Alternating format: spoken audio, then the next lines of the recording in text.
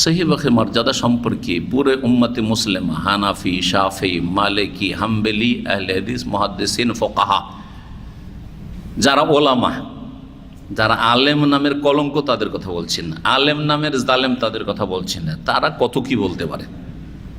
তারা জানে না যে ইমাম বুখারী বা সহিহ বুখারীর মর্যাদা বা কি। কিন্তু হানাফিদের মধ্যে যারা আলেম, আলেমের মতো আলেম, শাফিদের মধ্যে যারা আলেমের মতো আলেম, মালিকি হাম্বলিদের মধ্যে যারা আলেমের মতো আলেম, ফোকাহাদের মধ্যে যারা সত্যি আলেম ফোকাহা, তো ওলামাদের মধ্যে মুহাদ্দিসিন সত্যি মুহাদ্দিসিন, বিদাতি নয়, তারা সকলেই একমত।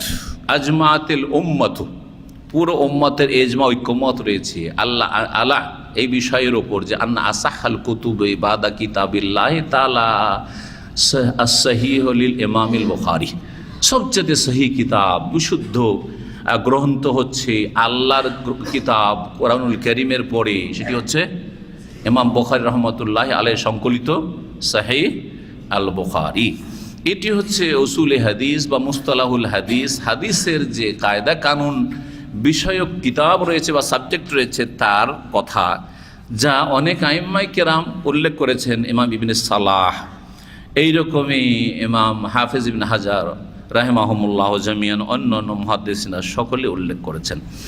প্রথম এই বিষয়টি যে সেটা হচ্ছে সহিহ বুখারীর বড়ই মর্যাদা রয়েছে, যার স্থান হচ্ছে কোরআন কারীমের পরে। আজাল্লু কুতুবুল ইসলাম বাদা কিতাবিল্লাহ তাআলা ইতলাকান, আল্লাহর কিতাব আল কোরআনের পরে সবচাইতে উচ্চমানের কিতাব হচ্ছে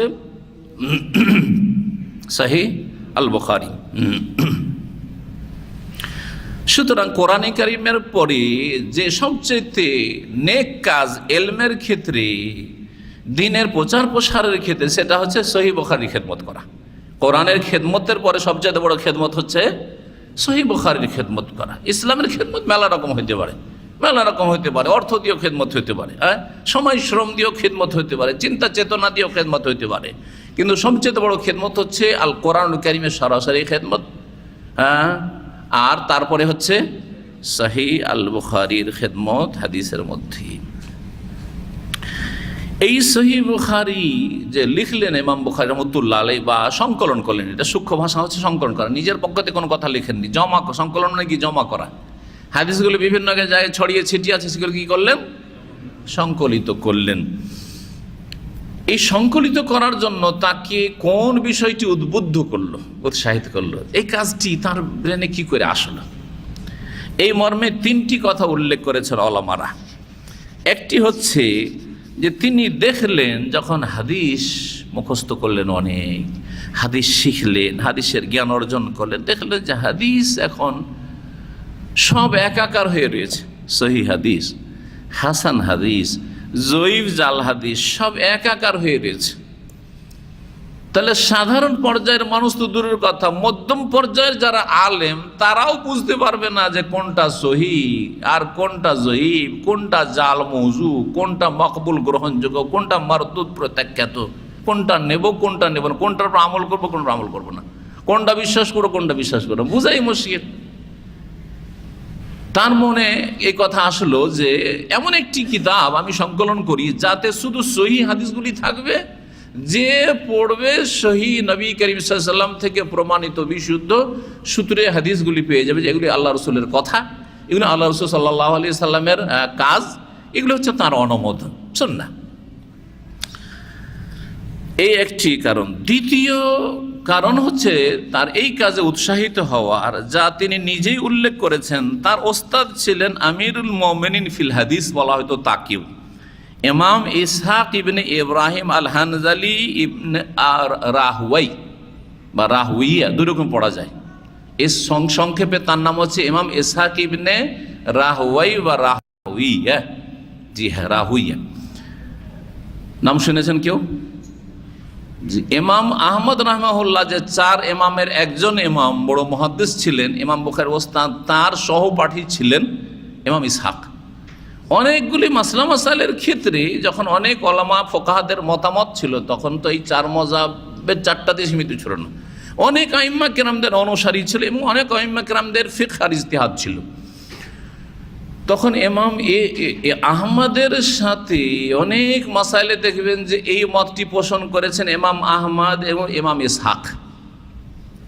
তিরমিজি যদি কেউ পড়েন বাংলা অনুবাদ সহ, আর তাতে শুধু হাদিসের তরজমা না, হাদিসের পরে যে কথাগুলি লেখা আছে মাসলা মাসে ইখতিলাফ, ওগুলো যদি অনুবাদ থাকে জানি না তাতে লেখা আছে কিনা, নাকি কাটছাঁট করে দিয়েছে বাংলায়, তো ওতে দেখবেন যে এই মাসলা ইখতিলাফ রয়েছে। তবে এই বিষয় এই ক্ষেত্রে মত পোষণ করেছে ইমাম আহমদ এবং ইসহাক। অনেক মাসলা ইমাম আহমদ এবং ইসহাক, তার সাথে ইমাম ইসহাক তিনি হাদিসের আমিরুল মোমেনিন ছিলেন, আর তিনি ইমাম বুখারীর ওস্তাদ, যেমন ইমাম আহমদও ওস্তাদ। জি, বড় মানুষের বড় ওস্তাদ হয়, তাহলে বড় হওয়া যায়। তো ইমাম আহমদ রহমউল্লাহর সহপাঠী এবং ইমাম বুখারী রহমউল্লাহর ওস্তাদ ছিলেন ইমাম ইসহাক ইবনে রাহুইয়া। তিনি একবার বললেন যে লাউ জামাতুম কিতাবান মুখতাসার লিসাহিহ সুন্নাতে রাসূলিল্লাহ, ছাত্রদেরকে সম্বোধন করে বললেন যে তোমরা যদি একটা কাজ করতে পারো তো ইসলামের বড় একটা খেদমত হয়। কি সেটা হচ্ছে, তোমরা যদি রাসূলুল্লাহ সাল্লাল্লাহু আলাইহি ওয়াসাল্লাম সুন্নাহ সম্পর্কে সহিহ সুন্নাহগুলি সংকলন করতে পারো, সহিহ সুন্নাহগুলি যদি একত্রিত করতে পারো, সহিহ হাদিসগুলি একত্রিত করতে পারো। কারণ যেই সংকলনগুলি আছে সেগুলিতে সব কি আছে, একাকার হয়ে আছে, সহিহ জয়ীফ মওযু সব রকম আছে। শুধু সহিহ হাদিস যদি জমা করতে পারো। ইমাম বুখারী বলেন এই কথাটি যখন আমাদের ক্লাসে দর্শে বললেন, হাদিসের দর্শে, ইমাম ইসহাক আমার ওস্তাদ, ফাওয়াকা যালিকা ফি কলবি, আমার মনে এটা গেঁথে গেল যে কাজটা আমি করি। সবার দ্বারা সব কাজ হয় না, তাই না? যে সবাইকে সব কাজের তৌফিক আল্লাহ দেন না। ইমাম বুখারী রাহমাতুল্লাহ আলাইহির মনে গেঁথে গেল এই কাজটি করতে বদ্ধপরিকর হইলেন। তৃতীয় বিষয় যা তাকে উৎসাহিত করেছিল ইমাম বুখারীর এই সহিহ বুখারী সংকলনে, তা হচ্ছে ইমাম বুখারী রাহমাতুল্লাহর স্বপ্ন। ইমাম বুখারী রাহমাতুল্লাহ আলাইহির কি স্বপ্ন? স্বপ্ন মানুষকে অনেক সময় উৎসাহিত করে। স্বপ্ন কি করে? উৎসাহিত করে। জি, অনেকে স্বপ্ন দিয়ে হেদায়েত হয়েছে। আপনাদেরকে একটা শোনাবো না, হয়তো পার্সোনাল শোনাবো, কেউ যদি কোনো সব বসেন। এইখানে দাম্মাম ইসলামিক সেন্টার অনেক আছে, এইরকম লোক আছে যে স্বপ্ন দেখে এসে হেদায়েত হয়েছে। 25 বছর 30 বছর থেকে ফ্যামিলি নিয়ে থাকে, কখনো ইসলামিক সেন্টার আসেনি, হেদায়েত হয়নি, কিন্তু একটা স্বপ্ন দেখেছে, সেই স্বপ্ন তার হেদায়েতের কারণ হয়েছে, ইউটার্নের কারণ। আর স্বপ্ন দেখার পর ইসলামিক সেন্টারে ছুটে এসছে, আসার পর আলহামদুলিল্লাহ নিয়মিত দার্সে আসে, যায় না আজকে ওই ভাই আছে কিনা, কিন্তু মাঝে মাঝে আসে। এরকম অনেক আছে বিভিন্ন জায়গায় এরকম। কাকে যে কোনটা দিয়ে আল্লাহ কি কোথায় পৌঁছে দেন আল্লাহ ভালো জানেন। ইমাম বুখারী রাহমাতুল্লাহর বিষয়টি হেদায়েতের বিষয় ছিল না, কিন্তু এই যে সহিহ বুখারী সংকলনের বিষয়টির পিছনে কাজ করেছে তার একটি স্বপ্ন কি ছিল বলছেন তিনি বর্ণনা করেছেন, রাআইতুন নবী সাল্লাল্লাহু আলাইহি সাল্লাম ফিল মানাম, আমি নবী সাল্লাল্লাহু আলাইহি সাল্লামকে স্বপ্নে দেখলাম। ওয়া কান্নী ওয়াকিফুন বাইনা ইয়াদাইহি, আমি নবী সাল্লাল্লাহু আলাইহি সাল্লামের পাশে দাঁড়িয়ে আছি আর নবী সাল্লাল্লাহু আলাইহি সাল্লাম বসে আছেন। ওয়া বিয়াদি মিরওয়াহাতুন আযুব্বু বিহা আনহু, আর আমার হাতে একটা হাত পাখা আছে। মিরওয়াহা মানে কি? পাখা। ওটাকে মিরওয়াহা বলে যেটা, কিন্তু ওটা হচ্ছে অন্য ফ্যান, আমরা এটাকে পাখা ফ্যান বলছি, আর এটা হচ্ছে আমাদের পাখা, কারণ আমাদের দেশীয় পাখা, তাই না? হাতে একটা পাখা আছে ইমাম বুখারীর। পাখা দিয়ে তিনি কি করছেন? নবী সাল্লাল্লাহু আলাইহি সাল্লামকে বাতাস করছেন। আর বাতাস করার মাধ্যমে শুধু ঠান্ডা পৌঁছাচ্ছেন না, গরমে, বরং ওই মাছিগুলি এদিক সেদিক ভ্যান ভ্যান করছে, মাছি তাড়াচ্ছেন। আযুব্বান, মাছি তাড়াচ্ছে। সুবহানাল্লাহ। রাসূলুল্লাহ সাল্লাল্লাহু আলাইহি ওয়াসাল্লাম গায়ে যাতে মাছি না বসতে পারে, মাছি তাড়াচ্ছে। আযুব্বান ফাজাহারা মিন তাবিরিহি, এর তাবির মানে বিবরণ চাইলেন কোন একজন মুআব্বিরের কাছে। বিবরণে তাকে বলা হলো যে তোমার দ্বারা আল্লাহ এমন খেদমত নেবেন যেই খেদমতে তুমি রাসূলুল্লাহ সাল্লাল্লাহু আলাইহি ওয়াসাল্লামের পক্ষ থেকে ডিফেন্সের কাজ করবে, মন্দকে দূর করবে, অনিষ্টকে খারাপকে প্রতিহত করবে নবী সাল্লাল্লাহু আলাইহি ওয়াসাল্লাম থেকে। নবী করিম সাল্লাল্লাহু আলাইহি ওয়াসাল্লামের নামে জাল জয়ীব কথা ঢুকানো হবে, নবী সাল্লাল্লাহু আলাইহি ওয়াসাল্লামের নামে দুর্বল কথা আর ছড়াছড়ি হবে, আর জাল আর জয়ীব হাদিসের ভিত্তিতে বহু শিরক বিদআত মুসলিম উম্মাতে জন্ম নেবে। আর মুসলিম উম্মায় যেসব শিরক বিদআতগুলি পয়দা হয়েছে তার পিছনে অনেক কিছু কাজ করেছে, তার মধ্যে মুখ্যভাবে কাজ করেছে সেটা হচ্ছে জাল জয়ীব হাদিসের ছড়াছড়ি। প্রত্যেকটি শিরক এবং বেদাতের পিছনে কিছু জাল জয়ীব হাদিস পাবে। আর রাজনৈতিক অসৎ ক্ষমতা পাবেন, কাজ করেছে, রাজনৈতিক সাপোর্ট পেয়েছে, হ্যাঁ, মাজারপন্থীরা, সুফিরা, বিদাতিরা, মিলাদিরা, আর তারপরে তখন এই শিরক বেদাতে ছড়াছড়ি হয়েছে। এটা দ্বিতীয় কারণ। যদি রাজনৈতিক সাপোর্ট তারা না পেত আর জাল জয়ীফের ছড়াছড়ি না হইতো, তাহলে অনেক শিরক বেদাত থেকে মুসলিম জাতি মুক্ত থাকত। আর আরেকটি কারণ হচ্ছে ওলামাসু, অসৎ পেট পূজারী ওলামা, ধর্ম ব্যবসায়ী ওলামা। দেখছে মিলাদে অনেক ইনকাম আছে, হ্যাঁ, খতমে অনেক ইনকাম আছে, কোরআন খানি বক্সানে তো অনেক ইনকাম আছে, বেতন আমার 10,000 টাকা দিতে হবে কি, মাসে লাখ টাকা ইনকাম করে এসব করে, হ্যাঁ। যার ফলে তারা বিদাতগুলিকে টিকিয়ে রাখে। তো যখন এর তাবির করা হলো তখন আন্নাহু ইয়াজুব্বু আনহু সাল্লাল্লাহু আল কাযিব, বলা হলো যে তুমি নবী সাল্লাল্লাহু আলাইহি ওয়াসাল্লাম থেকে মিথ্যাগুলিকে দূর করছো। এই পাখা দিয়ে কি করছো? মাছি দূর করা মানে নবী থেকে মিথ্যা কথাগুলিকে, মিথ্যা হাদিস যেগুলি ছড়াছড়ি সেগুলিকে তুমি দূর করবে, এই খেদমত তোমার দ্বারা হবে। স্বপ্নটা তাকে উৎসাহিত করলো যে একটা সহি কিতাব কি করি, সংকলন করি, যাতে সব সহি হাদিস থাকবে আর মানুষ সহজে সেই হাদিসগুলির উপরে আমল করতে পারবে শিক্ষা দিয়ে। ফাহাজা আইযান মিম্মা হামালাহু আলা ইখরাজিহি। দ্বিতীয় যে বিষয়টি ভূমিকাতে, সেটা হচ্ছে যে এই সহিহ বুখারীর নামটা কি? ইমাম বুখারীর নাম না, এই তার কিতাবের নাম কি? কে বলতে পারেন দেখি? কোনদিন শুনেছেন কেউ? হ্যাঁ, আমরা কি বলি? আচ্ছা, দেশি নামটা বলেন তো সহিহ বুখারীর। হ্যাঁ, বুখারী শরীফ। দেশি নাম হচ্ছে বুখারী শরীফে আছে, এটা দেশি নাম। আর সংক্ষেপে সারা মুসলিম বিশ্বে এই কিতাবের নাম হচ্ছে সহিহ বুখারী বা সহিহুল বুখারী, মানে ইমাম বুখারীর সহিহ কিতাব। হ্যাঁ, আল কিতাবুস সহিহ লিল বুখারী, আল কিতাবুস সহিহ লিল বুখারী, এটা হচ্ছে সংক্ষেপে মুসলিম বিশ্বের নাম। তো এই সংক্ষেপে বলা যায় সহিহ বুখারী, আল বুখারী। আল্লাহ গেলে আরবি হলে, আর না হলে আমরা উর্দু বাংলা করে সহিহ বুখারী বলতে পারি, সমস্যা নেই, সংক্ষেপ নাম। আর পূর্ণ নামটা কি, আসল নাম? হ্যাঁ, শুধু মুখতাসার? আচ্ছা, আল্লাহু আকবার, নেমে গেলাম। এখন দেশি পাখার দরকার। আচ্ছা, যদি কোনোদিন দেশি পাখা আমার সামনে কেউ নিয়ে আসে আর যদি রেকর্ড হয়ে যায়, তাহলে হ্যাঁ, যৌতুক, হ্যাঁ, বিদ্বেষী আর শত্রু আর বিদাত ভক্ত আছে আর ওই গদি ভক্ত আছে, সব উঠে পড়ে লাগবে, তাই না? উঠে পড়ে লাগবে, ওটাই চলবে 2-4 বছর, 2-4 বছর ওটাই চলবে। হ্যাঁ, হ্যাঁ, সহিহ আল জামে আল বুখারী। চলেন, হইল, একটু আগিয়েছে আল জামে। হ্যাঁ, চলেন। এই কিতাবকে জামেও বলা হয়। হাদিসের কিতাবগুলির মেলা ভাগ আছে, জামে, সোনান, মাসানিদ, হ্যাঁ, মাআজেম। তার মধ্যে এটা হচ্ছে আল জামে, হ্যাঁ, আল জামে ও সহিহ, ঠিক। আর ধরেন আবু দাউদ, সোনানে আবু দাউদ, নাসাই, সোনানে নাসাই, তিরমিজিকেও জামে বলা হয়, আবার সোনানও বলা হয়, দুটোই বলা হয়। একদিককে কেন্দ্র করে বা একটা বিষয়কে কেন্দ্র করে তাকে সোনানে তিরমিজি বলা হয়, আবার আর একটি বিষয়কে কেন্দ্র করে তাকে জামে তিরমিজি বলা হয়। আমাদের ভারতীয় মহাদেশে আহলে হাদিস জামে তিরমিজি বলে, এটাই মশহুর রয়েছে। আর ওরা অনেকে জামে তিরমিজি, সোনান তিরমিজি বলে, কারণ ফিকহি তরতিব রয়েছে, সেজন্য সোনান বলে। কিন্তু তাতে কিতাবুত তাফসীর রয়েছে পারফেক্ট, মোটামুটি চ্যাপ্টার বা অধ্যায়গুলির ক্ষেত্রে, সেই জন্য সেটাকে জামেও বলা হয়। তাহলে জামে কি বলছে বুখারী, জামে সহিহ লিল বুখারী, সহিহ বুখারীটাও জামে, আর তিরমিজিও জামে আর তিরমিজি। হাদিসের কিতাব দুটোকে জামে বলা হয়। যাক, একটা ফায়দা এখানে বলে দিলাম ওর সাথে, কিন্তু এটা পূর্ণ নাম না। হ্যাঁ, পূর্ণ নাম কে বলবে? কালকে যে আপনার মিডিয়াতে যে দিয়েছে আজকের বিজ্ঞপ্তি, ওকে নামটা লিখেছে। হ্যাঁ, হ্যাঁ, বলেন, মুখস্থ করে লিখেছেন না? শুধু মুখস্থ আছে আল্লাহ। হ্যাঁ, আর কেউ বলতে পারলে অসুবিধা না, আগে বলুন। আর তারপরে মিডিয়াতে যে লিখেছে আরবিতে, ওকে জিজ্ঞেস করো, দেখে মুখস্থ আছে না, হয়তো কোথায় থেকে কপি পেস্ট করেছেন। হ্যাঁ, এ আল্লাহ, পুরাতন ছাত্ররা বলেন সহিহ বুখারীর নাম।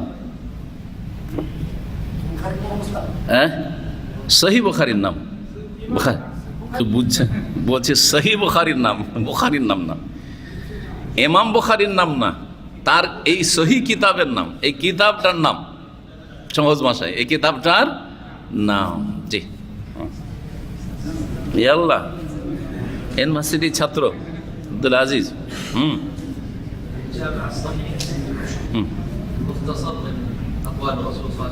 আল মুসনাদ, আল মুসনাদ, হ্যাঁ হ্যাঁ হ্যাঁ, সোনানি ওয়াইয়াম নেই। জি হ্যাঁ, প্রায় হয়ে গেছে, হ্যাঁ হয়ে গেছে। এই ক্ষেত্রে দুটো নাম এসছে ইমাম বুখারীর কিতাব সম্পর্কে। যে লিখনীগুলি আছে বিভিন্ন ওলামাদের, আইম্মাদের, তাতে দুইভাবে একটু পার্থক্যের সাথে নামটা এসছে, পূর্ণ নাম আপনাদেরকে শোনাই। বলছেন তাই এখানে ভাষ্যকার, আম্মা তাসমিয়াতুন নাসি কিতাবাহু হাযা বিসাহিহিল বুখারী, আম জনগণ মুসলিমদের এই কিতাবকে সহিহুল বুখারী বলে থাকে। আমরা কি বলে থাকি? তাহলে সহিহুল বুখারী বলাটা হচ্ছে আম জনগণের ভাষা। তা আম জনগণের মধ্যে আমরাও সাধারণ মানুষ বলে থাকি সংক্ষেপে। ফাহুয়া গায়রু মাখতারাহুল বুখারী লিসমিহি, কিন্তু ইমাম বুখারী এই নাম তিনি চয়েস করেননি, তার পক্ষ থেকে নাম না। হ্যাঁ ঠিক না? তার নাম কি ছিল? তিনি যে নামটি চয়ন করেছেন সেটা হচ্ছে হুয়া আল জামিউ আস সাহিহু আল মুসনাদু মিন হাদিসে রাসূলিল্লাহ সাল্লাল্লাহু আলাইহি ওয়া সুনানিহি ওয়া আইয়ামি। কি? আল জামে আস সাহিহ আল মুসনাদ মিন হাদিসে রাসূলিল্লাহ সাল্লাল্লাহু আলাইহি ওয়াসাল্লাম ওয়া সুনানিহি ওয়া আইয়ামিহি, এটার নাম এইভাবে এসছে। ওয়াফির রিওয়ায়া আরেকটি বর্ণনা এসছে একটু পার্থক্যের সাথে, যেমন বললাম যে দুই রকমভাবে এসছে। সেটাতে এসছে আল জামে আল মুসনাদ আস সাহি আল মুখতাসার মিন ওমুরে রাসূলিল্লাহ সাল্লাল্লাহু আলাইহি ওয়াসাল্লাম, হাদিসের জায়গায় ওমুর, মিন ওমুরে রাসূলিল্লাহ সাল্লাল্লাহু আলাইহি ওয়াসাল্লাম ওয়া সুনানিহি ওয়া আইয়ামিহি, এভাবে এসছে। তাহলে এখানে মুখতাসার শব্দটি বাড়তি এসছে, আর হাদিসের জায়গায় ওমুর শব্দটি এসছে। শুনলেন তো, কে বলতে পারবেন না শোনার পরে এখন?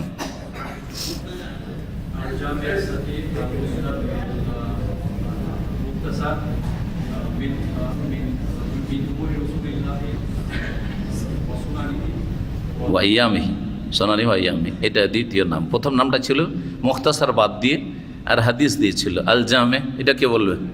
হ্যাঁ হ্যাঁ, সাহিহ আল মুসনাদ, হ্যাঁ মিন হাদিসে রাসূলিল্লাহ সাল্লাল্লাহু আলাইহি ওয়াসাল্লাম ওয়া সুনানিহি ওয়া আইয়ামিহি। তরজমা কি?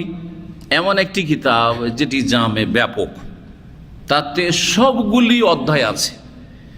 সবগুলি অধ্যায় বলতে, জামে বলতে, তাতে তাফসীরের একটা চ্যাপ্টার অধ্যায় আছে, আর একটা আছে মাগাজি, যুদ্ধের চ্যাপ্টার আছে, যেটা ফিকহি যে কিতাবগুলি ফিকহি আকারে লেখা হয়েছে, যেমন আবু দাউদ, আবু দাউদে যুদ্ধের চ্যাপ্টার নেই, বদর, ওহুদ, খন্দক, হুনাইন এগুলো নেই।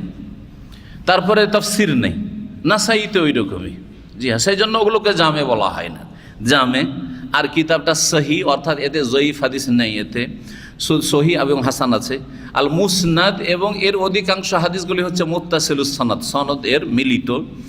আর রাসূলুল্লাহ সাল্লাল্লাহু আলাইহি ওয়াসাল্লাম হাদিস রয়েছে, সুনান এবং নবী সাল্লাল্লাহু আলাইহি ওয়াসাল্লামের আদর্শ রয়েছে। ওয়াইয়ামিহি, এবং তার আইয়াম মানে হচ্ছে জীবনী, তার হ্যাঁ তার ইতিহাস রয়েছে তাতে। জি, তাতে সিরাতও রয়েছে, তার জীবনের বড় একটা দিক তাতে আলোচিত হয়েছে। এই হচ্ছে এই কিতাবের নাম। বিষয়বস্তু কি?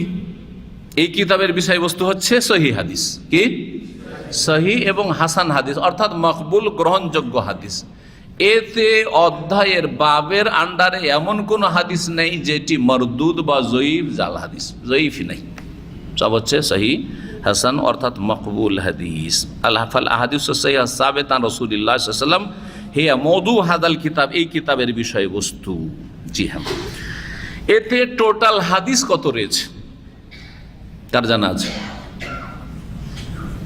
হ্যাঁ, 4 নম্বর বিষয়, টোটাল হাদিস কে জানেন? হ্যাঁ, 7563। দেখলেন এতে?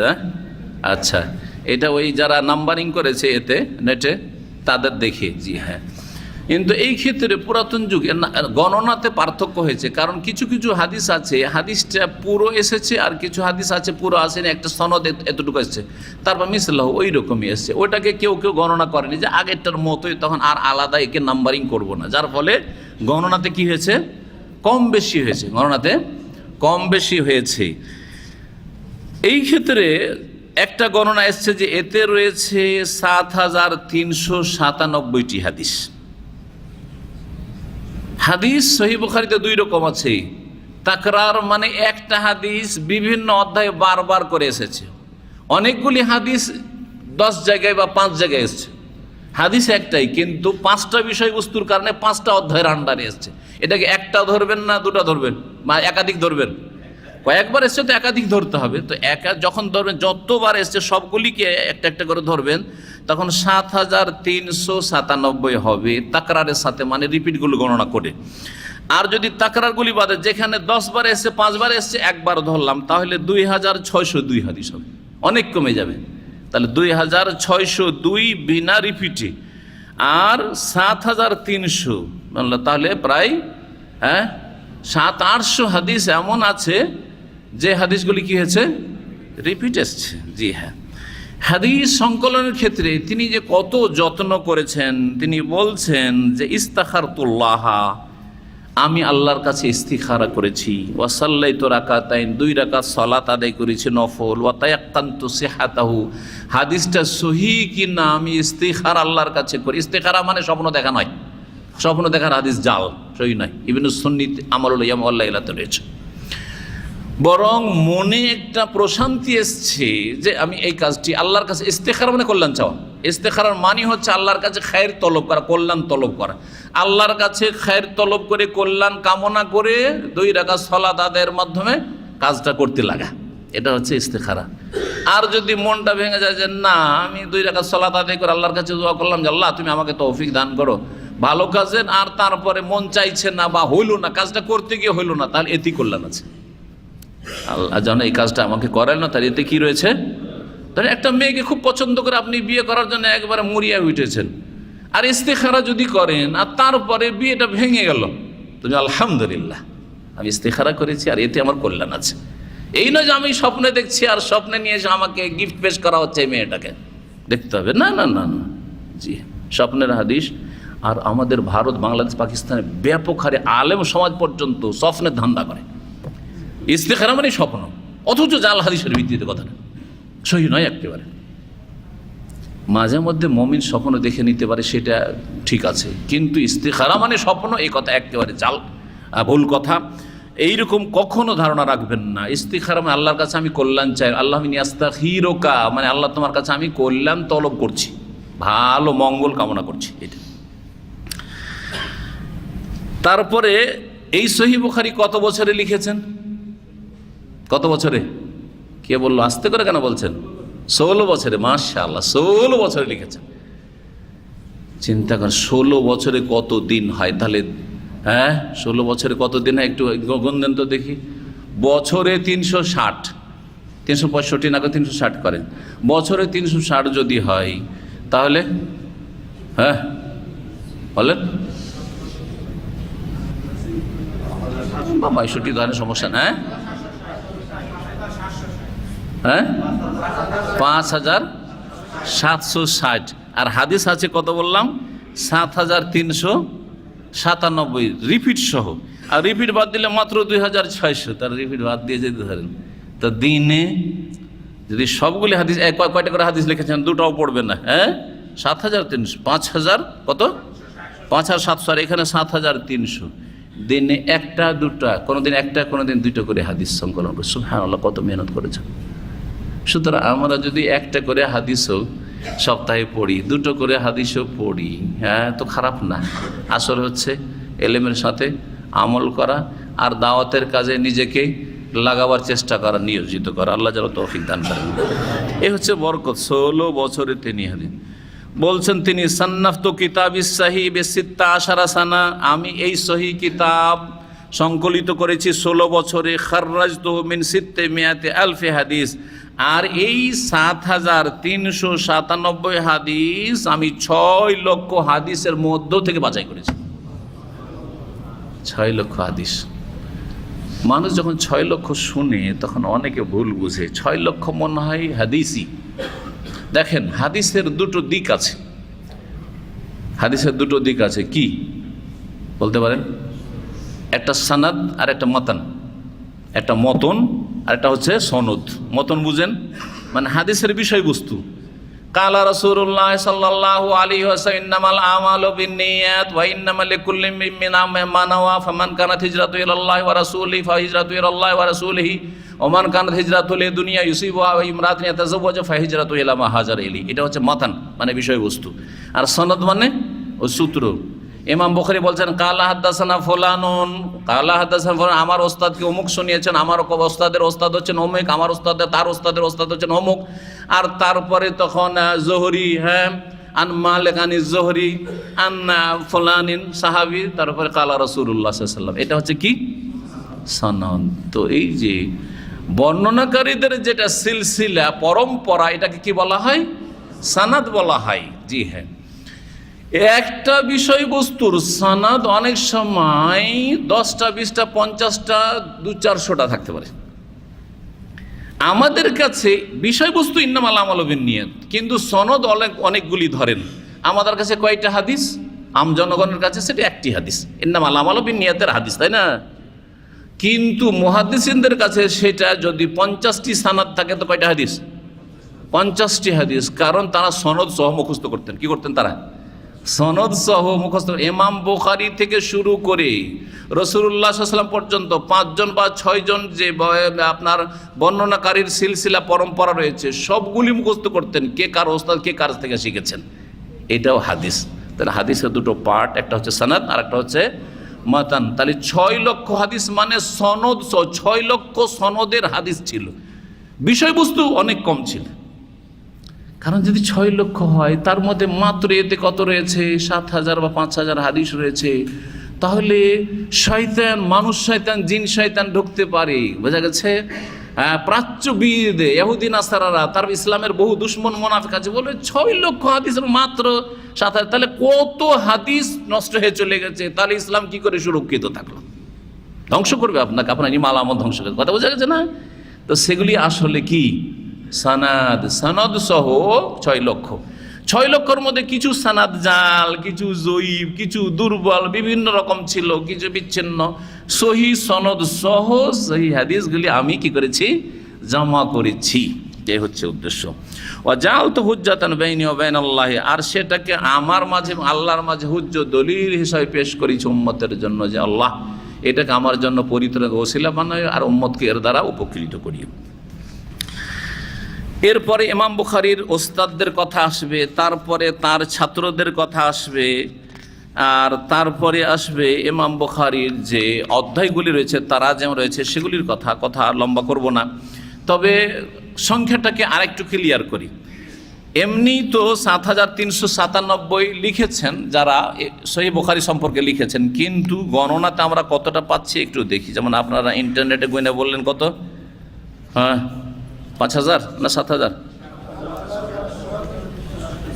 যে দেখলেন সে বললেন 7,563। মাশাআল্লাহ, গণনা ঠিক আছে। আমার এইখানে আছে 7,563। 7,563 তাওহীদ প্রকাশনী বাংলা ওইটা। আর আরবিটা তারা নিয়েছে আসলে আসল গণনা বাংলারা তো পরে গণনা করলো। আমরা হাদিসের যেহেতু ফ্যাকাল্টিতে লেখাপড়া করেছি, হাদিসের স্পেশাল সাবজেক্টে, তো তাতে একজন প্রসিদ্ধ একজন হাদিসের খাদেম ছিলেন বর্তমান যুগে, আধুনিকভাবে যে খেদমত করেছেন, তিনি হচ্ছেন ফোয়াদ আব্দুল বাকি রাহিমাহুল্লাহ। তিনি তারকিম করেছেন, মানে নাম্বারিং করেছেন। তিনি কি করেছেন? নাম্বারিং করেছেন। তার নাম্বারিংটা কি অধিকাংশ পরের লেখকরা কি করেছে? ফলো করেছে। আজকে 50-60 বছরের মধ্যে বলছি, এই 50-60 বছরের মধ্যে নাম্বারিং যেটা হয়েছে সেটা হচ্ছে আল্লামা ফোয়াদ আব্দুল বাকি রাহিমাহুল্লাহ, এবং তার নাম্বারিংয়ে 7,563টি হাদিস। 7,563টি হাদিস জি হ্যাঁ, এ হচ্ছে হাদিসের সংখ্যা। আর কথা লম্বা না করে এখানে রেখে দিলাম ইমাম বুখারীর সংক্ষিপ্ত জীবনী এবং যে বিষয়গুলোর কথা বললাম ইমাম বুখারী ওস্তাদ শাগির ছাত্র সামান্য কিছু এই সম্পর্কে আগামী সপ্তাহে আলোকপাত করি, আর তারপরে সপ্তাহে ইনশাআল্লাহ তাআলা প্রথম হাদিস থেকে আমরা দর্স শুরু করার চেষ্টা করবো। ওয়া জাযাকুমুল্লাহু খাইরান ওয়া সাল্লাল্লাহু আলা মুহাম্মদ ওয়া আলা আলিহি ওয়া সাহবিহি আজমাইন।